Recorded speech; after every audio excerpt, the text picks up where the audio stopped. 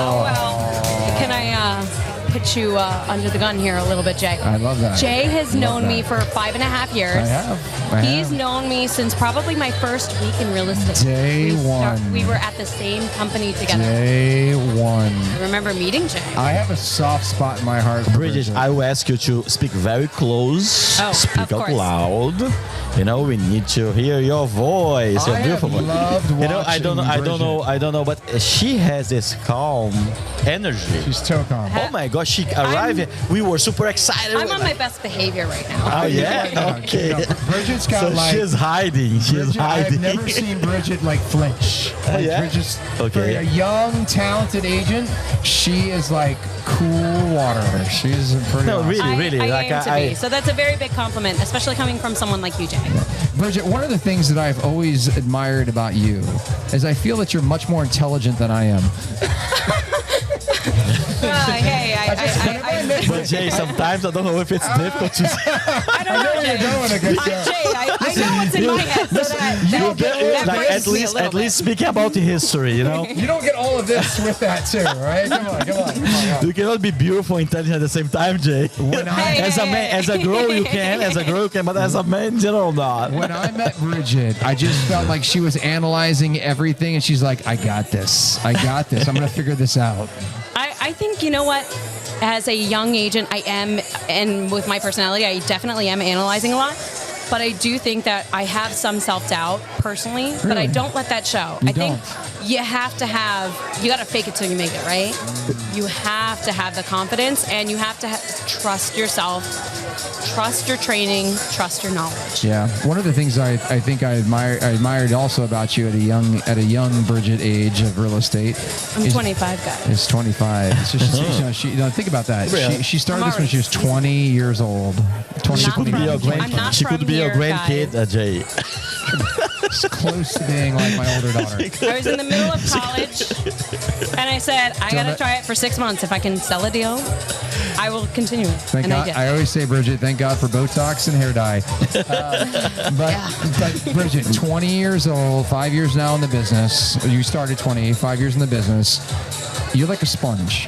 A sponge, Definitely. yes. I always thought about that. That was like a. I say that in the most respectful way. You have to be a student of the business. The real estate world is constantly changing. You have to be able to adapt. You have to be a sponge. It's 5 years, right, in the business? It's 5.5. 5.5? Who's counting?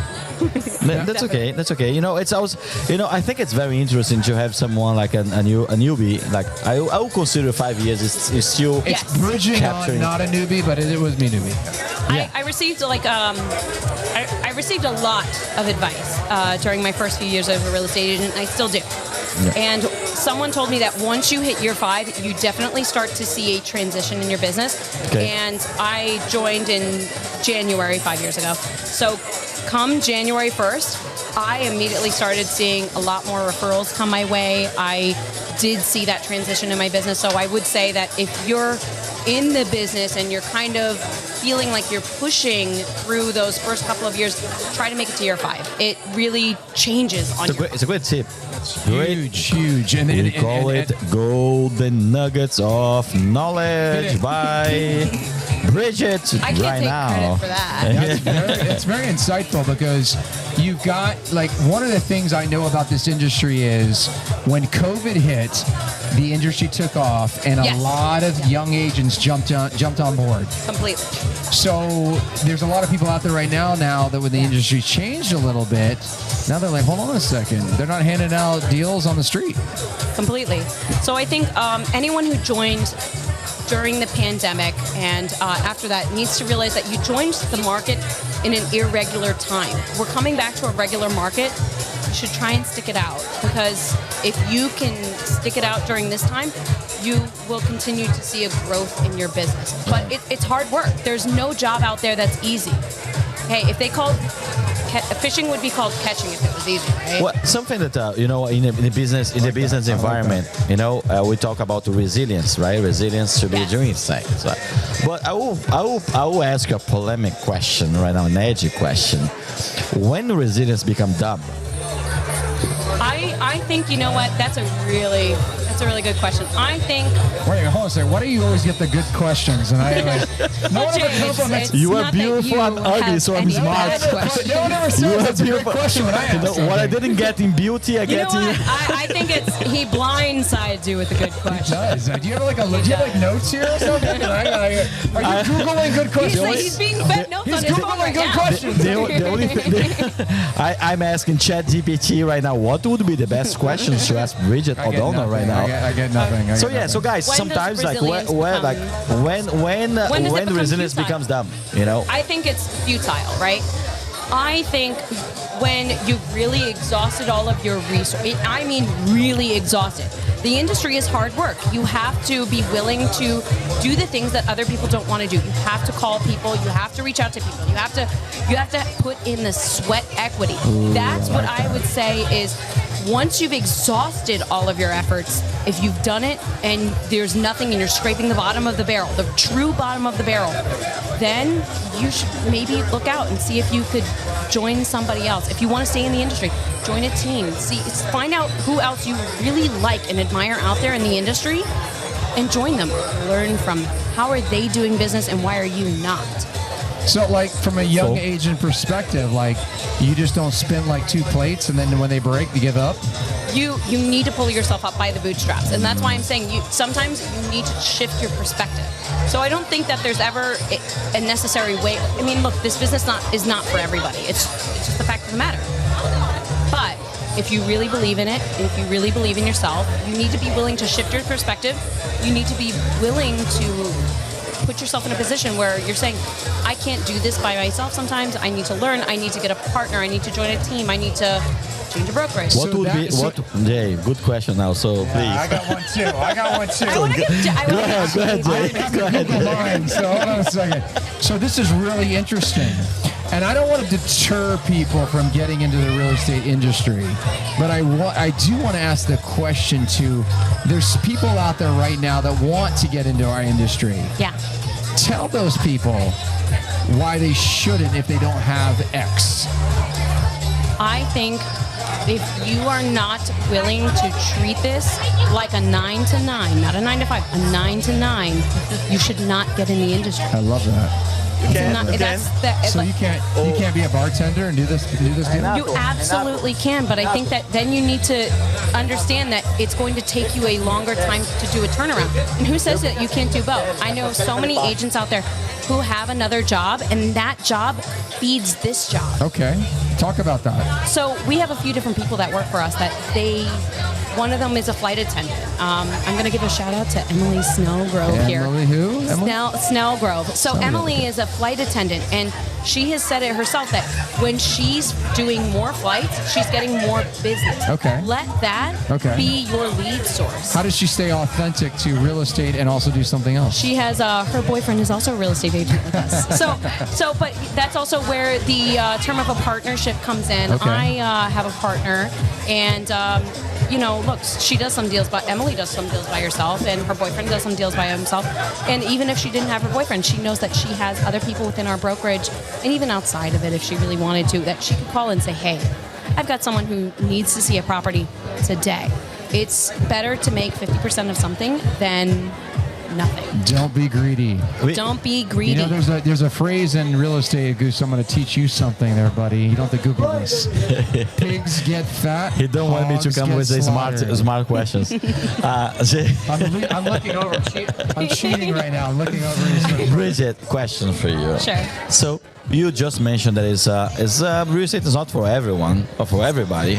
Who would be not this people that is not necessarily qualified for real estate? If you don't like people, don't get in real estate. Or at least not real estate sales, I would say. There's definitely other real estate adjacent or sales adjacent jobs that are out there. And I think like you could be the admin for a team. You could work in advertising and marketing, and you could really work on the back end of things. But if you don't like people, you're a customer-facing job every day. Bridget, there's a one defining question that we love to end this with, and it's about, we're talking about Cinco de Mayo, and we're talking about overcoming adversity. Bridget, right? you know what Cinco de Mayo means? I do know what Cinco de Mayo means. I can read and write Spanish. Unfortunately, I cannot, so I refer any Spanish speakers. Puebla. The village of Puebla. So check it out, Bridget.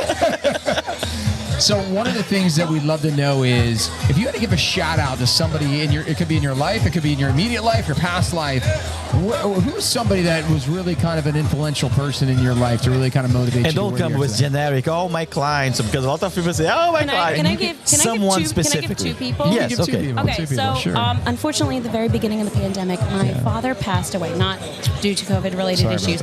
He had just gotten his license, and we were about to really take off. And shortly thereafter, I met my current partner, David Martyr.